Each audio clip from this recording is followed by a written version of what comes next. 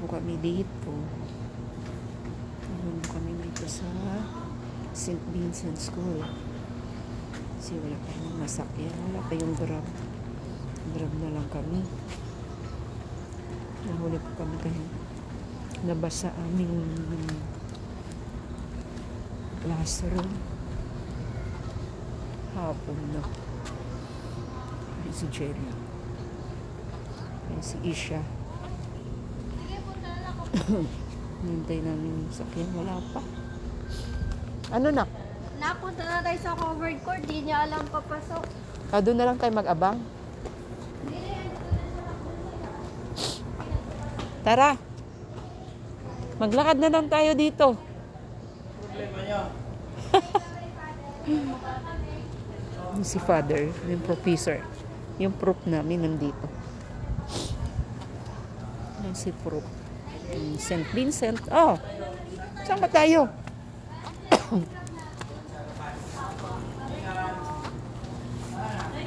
Ha. Okay, bye-bye. Bye, Father. Ingat po kayo. Salamat po, Father.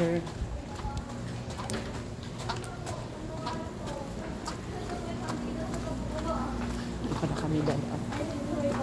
Yung mga classmate ko. Mga anak ko na to. Tabi-tabi po. Hindi alam ng grab. Ayan, dito kami magdadala sa mga grocery ko. Dito kami kumakain. Ayan, dyan kami kumakain. Naku, hinaba kami ng hapon. Magagabi na.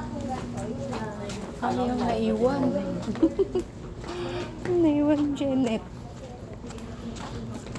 Diretso na lang sila sa Bernales. Anak mo. Ako rin.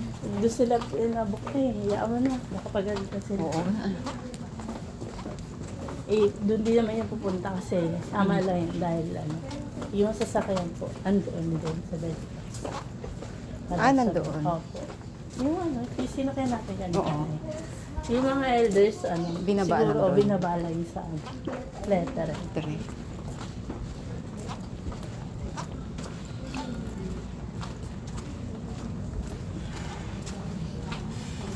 Na kami ng gabi. Hindi tayo guys, ano?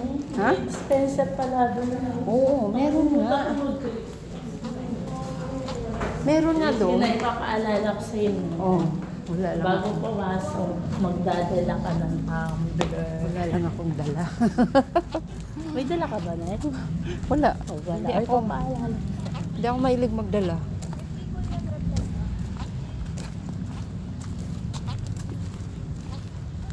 Ayan na ba? Yung green daw siya eh. Saan natin? Kuya! Yun na. Sabi ko na, oh. Yun na, oh. Yun yung sasakyan.